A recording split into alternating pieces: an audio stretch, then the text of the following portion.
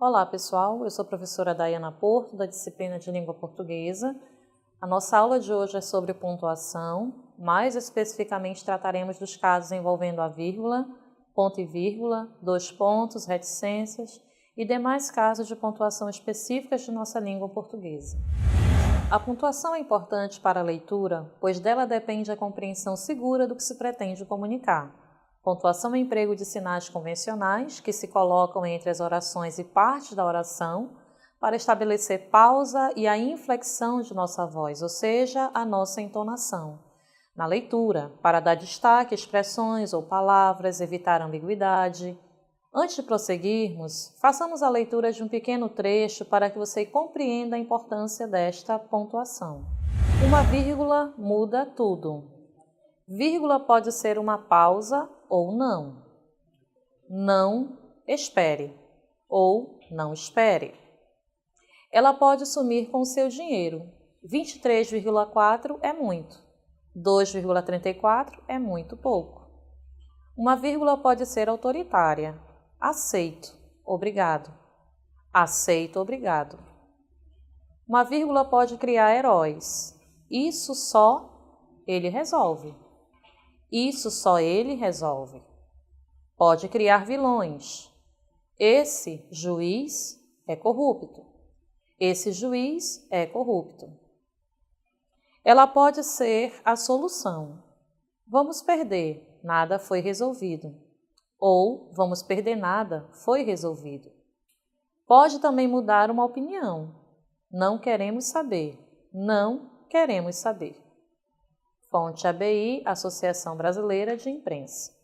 O que significa pontuação? Qual é o conceito que nós temos de pontuação? Pontuação indica na escrita as várias possibilidades de entonação da fala, além de ajudar na expressão de pensamentos, sentidos e emoções, torna mais clara e precisa a compreensão do nosso texto. Quais são os tipos de pontuação que nós temos em língua portuguesa? São os sinais que indicam, então, que a nossa frase não foi concluída. Nós temos pelo menos 3 tipos básicos de pontuação: a vírgula, o travessão, os parênteses, o ponto e vírgula, os dois pontos. São sinais que, de fato, indicam que a nossa fala não foi concluída. Temos os sinais que indicam o término do nosso discurso ou parte dele. Quem são esses sinais?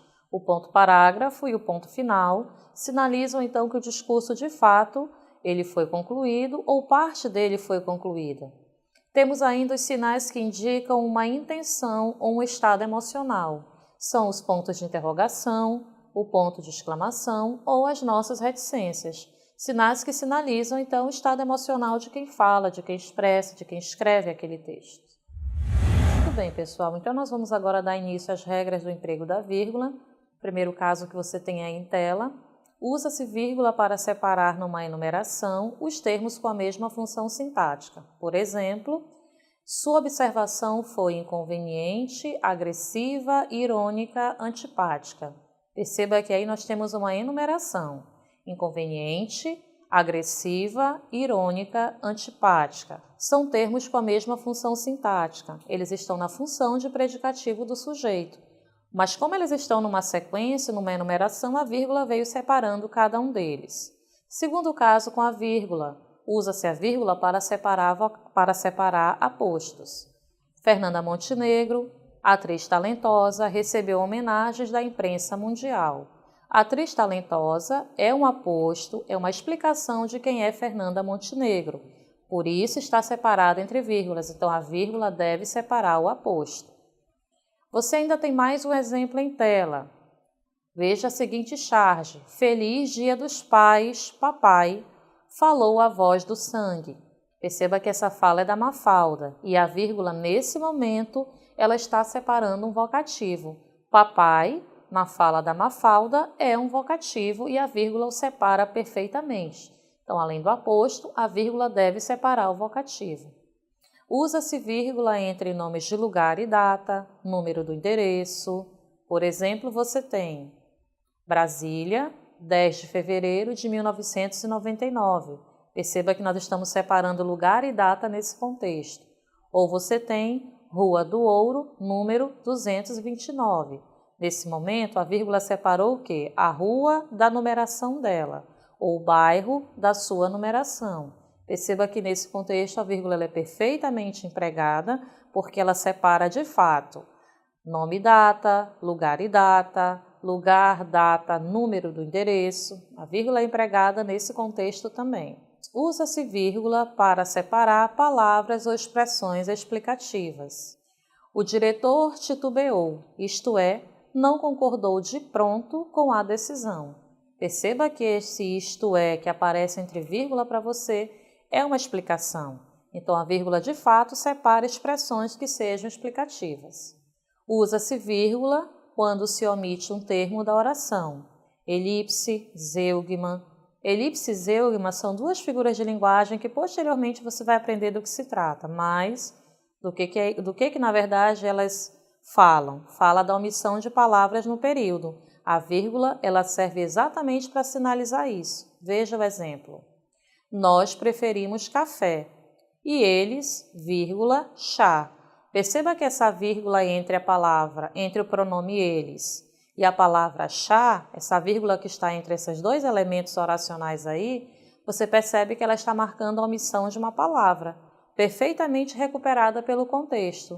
O contexto diz, nós preferimos café e eles preferem chá. Perceba que no lugar desse verbo preferir, nós empregamos uma vírgula. Agora, nós vimos uma série de situações, pessoal, em que a vírgula ela deve ser utilizada, mas há casos em que você nunca deve empregar vírgula. Vamos ver quais são eles? Primeira situação, nunca use vírgula para separar os termos essenciais da oração. Nunca use vírgula para separar, por exemplo, o sujeito de predicado. Veja o exemplo na tela. A subida até o mirante, perceba que esse sinal de não tem, esse símbolo de vazio aí significa dizer não tem. A subida até o mirante deixou a criança cansada. Então, nunca separe sujeito de predicado. Quem é o sujeito dessa frase? A subida até o mirante deixou a criança cansada. Então, quer dizer, essa subida até o mirante é o sujeito, deixou a criança cansada é o predicado, e nós nunca devemos isolar esses termos por meio da vírgula. Segunda situação, que você nunca deve empregar vírgula para separar verbo dos seus complementos. Por exemplo, os cientistas preocupam-se com o efeito estufa. Perceba que preocupar é o verbo, com efeito estufa é o objeto desse verbo, e a gente não deve colocar vírgula entre esses dois elementos. Perceba que tem novamente um sinal de vazio aí. O terceiro caso em que você não tem que empregar vírgula é quando você tem a separação entre núcleo nominal, ou seja, adjuntos nominais e complementos nominais. Você nunca deve separar o nome, um complemento nominal, um adjunto adnominal, você nunca deve separá-lo do nome. Por exemplo, a visão do mar deixava-o absorto. Perceba que o complemento aí é do mar. Esse do mar completa a palavra visão. Perceba que eu não posso separar esses dois elementos por meio da vírgula. Olha o outro exemplo. O fiscal foi gentil com o turista. Perceba que esse com o turista está completando a palavra gentil. Eu não posso também isolar esses dois elementos por meio da vírgula. Então, nunca separe o nome dos seus adjuntos ou dos seus complementos nominais por meio de vírgula. Muito bem, pessoal. Tendo feito a colocação sobre vírgula, vamos agora prosseguir pelo ponto e vírgula. O que é o ponto e vírgula? Indica uma pausa mais longa que a vírgula. Algumas de suas funções são: primeira, separa itens em uma enumeração. Por exemplo, a prova constará de A. Um estudo do texto, ponto e vírgula. B. 5 questões gramaticais contextualizadas, ponto e vírgula. C. Uma redação sobre tema abordado no texto. Perceba que nesse caso, o ponto e vírgula ele foi muito bem empregado porque ele separa uma sequência de enumerações, uma sequência de itens. Nesse caso, nós temos A, B, C. Temos 3 itens e o ponto e vírgula vem separando cada um deles. Outra função que não aparece para você nesse momento, mas o ponto e vírgula, ele também pode ser associado quando você tem que usar vírgula e muitas vezes, mais de uma vez no período.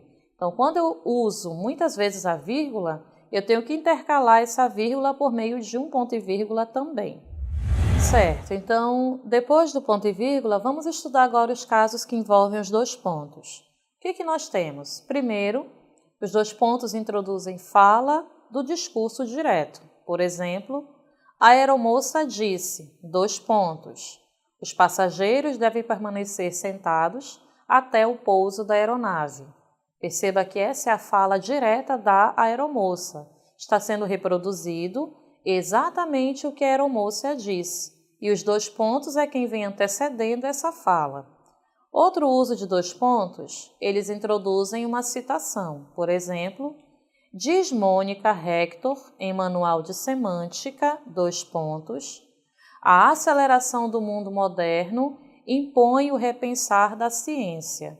Perceba que essa é a citação da fala de Mônica.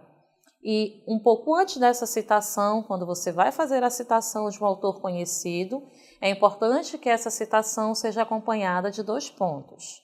Outra função dele, introduzem uma explicação, resumo ou consequência do que se disse antes. Por exemplo, Gol, dois pontos, o carro que menos desvaloriza no Brasil.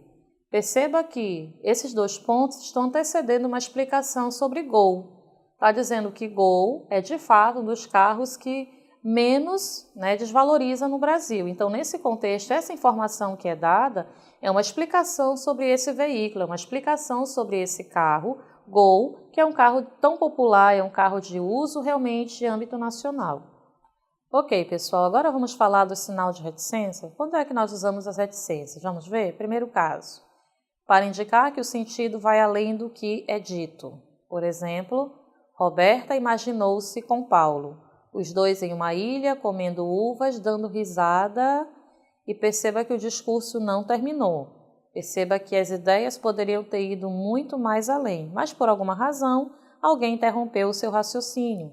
Então, a reticência ela é usada para estabelecer esse sentido de que as ideias ainda poderiam ter continuado.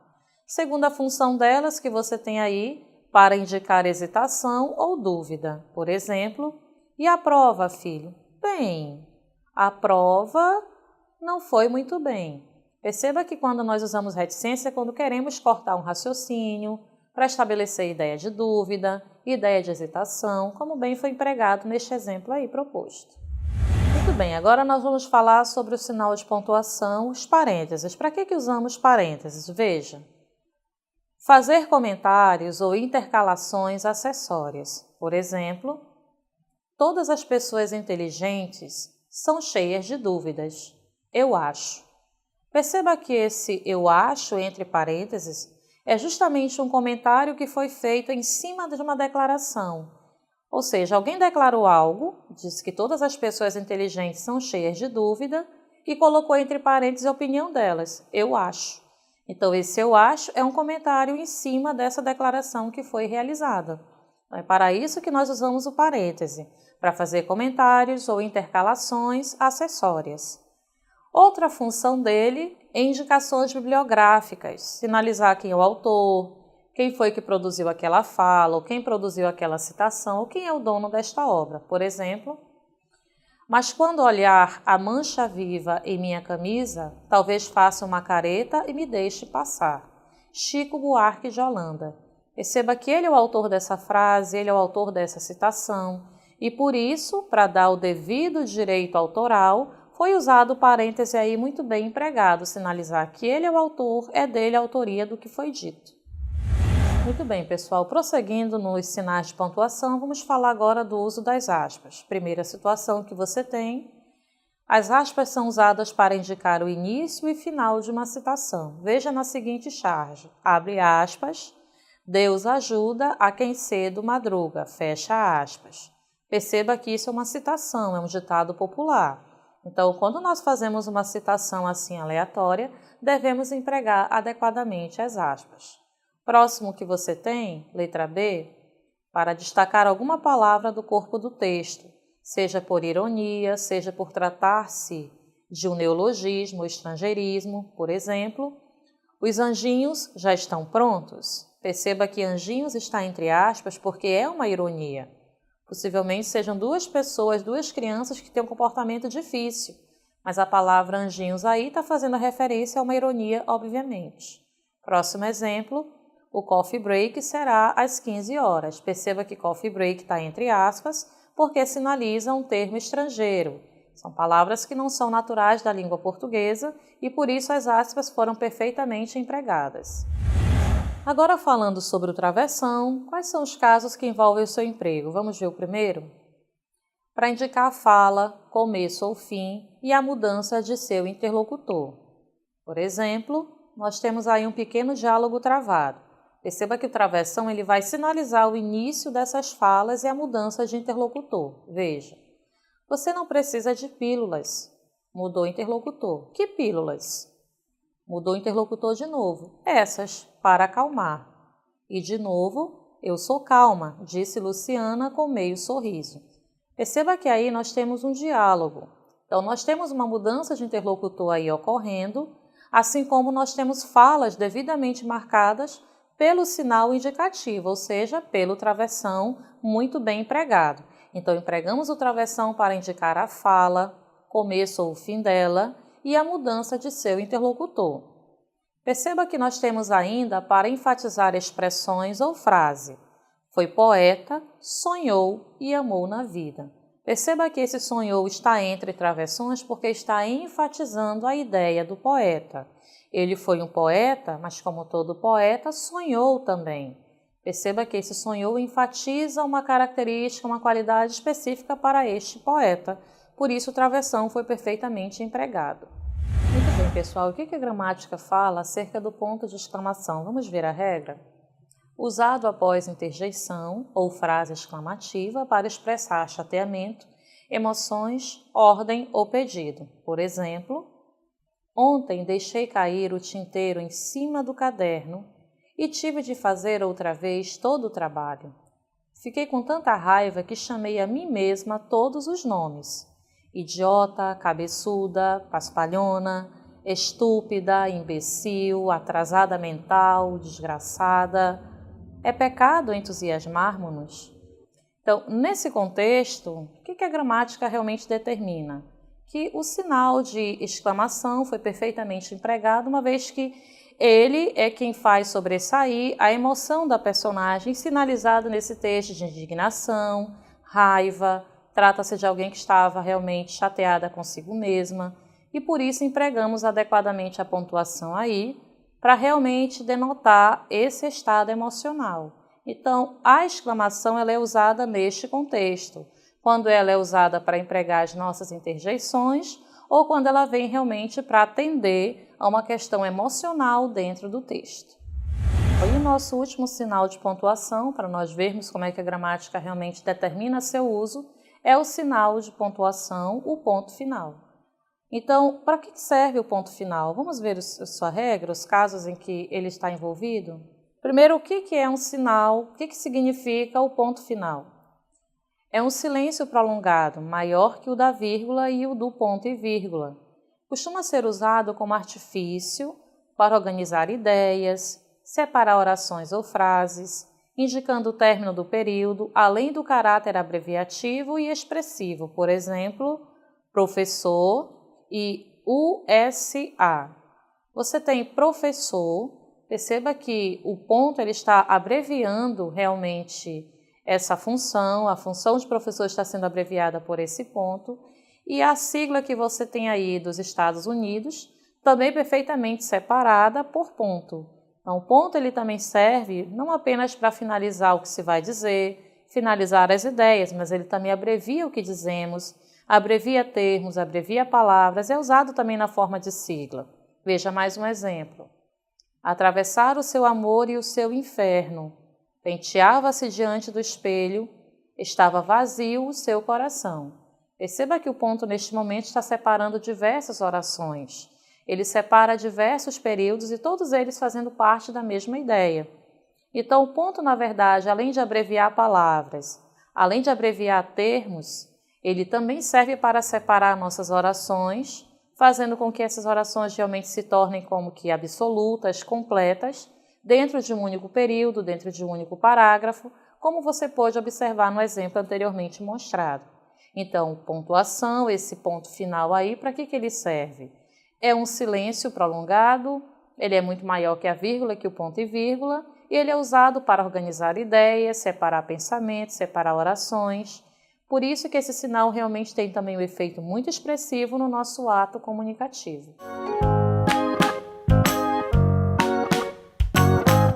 Feita toda essa colocação sobre os sinais de pontuação, seu emprego, os principais sinais da nossa língua portuguesa, chega o momento de você verificar aquilo que aprendeu. Por isso nós vamos tentar resolver duas questões, em que nós teremos aí situações em que esses sinais certamente aparecerão. Vamos ver a primeira? Leia o trecho abaixo e assinale a resposta correta. Muito bom dia, senhora, que nessa janela está. Sabe dizer se é possível algum trabalho encontrar? João Cabral de Melo Neto. No primeiro verso, senhora vem entre vírgulas, porque o termo é, letra A, um aposto, letra B, um sujeito deslocado, letra C, um vocativo, letra D, um predicativo, ou letra E, um sujeito simples, tempo. Os trechos seguintes tiveram sinais de pontuação suprimidos e alterados.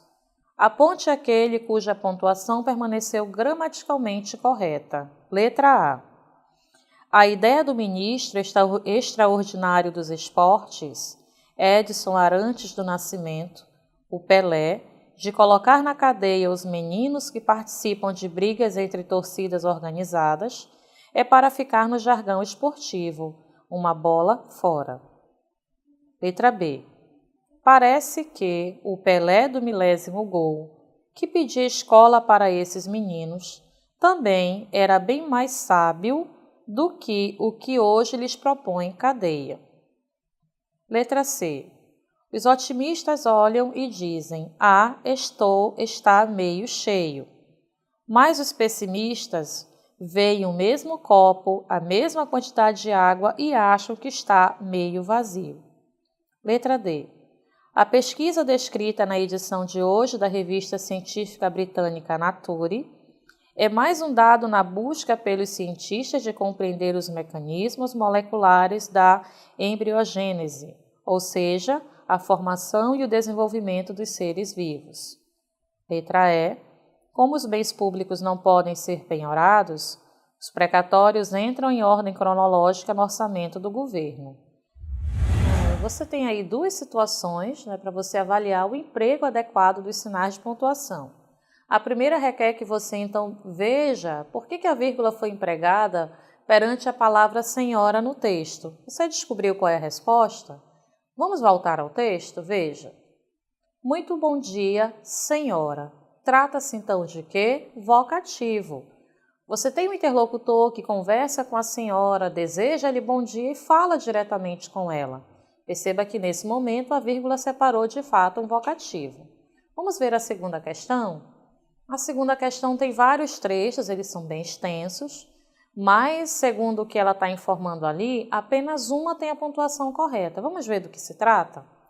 Na letra A você tem a ideia do ministro extraordinário dos esportes, Edson Arantes do Nascimento, o Pelé. Perceba que esse o Pelé é um aposto e deveria estar entre vírgulas. Só há a presença de uma vírgula antes, não há vírgula depois da palavra Pelé, portanto o aposto não foi devidamente empregado. Vamos ver a letra B? Parece que o Pelé do milésimo gol, já temos um problema de vírgula aí, porque isolamos um período que não deve ser isolado por meio de vírgula. Trata-se de nossas orações subordinadas. Orações subordinadas substantivas, elas não podem ser separadas por meio de vírgula. Por isso, o emprego da letra B também está errado. Letra C. Os otimistas olham e dizem, está meio cheio. Mas os pessimistas veem o mesmo copo. Perceba que nós estamos separando o que nunca devemos separar. Estamos separando sujeito de verbo. Estamos separando sujeito de predicado. Os pessimistas, trata-se ali do sujeito da frase. Veem é o predicado. A vírgula não deveria estar inserida nesse contexto. Vamos ver a letra D? A pesquisa, descrita na edição de hoje da revista científica britânica Nature, é mais um dado na busca pelos cientistas de compreender os mecanismos moleculares da embriogênese, ou seja, a formação e desenvolvimento dos seres vivos, perfeitamente empregada a vírgula aí. Perceba que esse ou seja, você tem uma vírgula separando uma expressão que ela é explicativa, uma expressão que é enfática. Perceba que ali você tem um aposto, você tem a pesquisa, vírgula, descrita na edição de hoje da revista científica britânica Nature. Perceba que essa informação é uma explicação sobre essa pesquisa, trata-se de um aposto perfeitamente colocado aí, ok? Portanto, nós não temos um problema de vírgula nesse período. Vamos ver a letra E? Como os bens públicos não podem ser penhorados, vírgula, os precatórios entram em ordem cronológica no orçamento do governo. A ausência da vírgula aí fez todo um prejuízo. Trata-se de um adjunto adverbial deslocado. Nós temos o adjunto adverbial no início desse período. Ele deveria estar sendo isolado por vírgula e ela não apareceu. Por isso, houve um problema de pontuação aí. Então, a nossa resposta correta é a letra D. Hoje você estudou as regras de pontuação. Mais especificamente, você viu os casos envolvendo vírgula, ponto e vírgula, os dois pontos, as reticências, os parênteses, as aspas, travessão, ponto de exclamação, ponto final. Fique agora com o auxílio de seu monitor para mais exercícios, desafios por meio de questões de vestibulares e concursos. Não perca a nossa próxima aula, na qual nós vamos tratar de figuras de linguagem, e por isso tenha bons estudos e até a nossa próxima aula.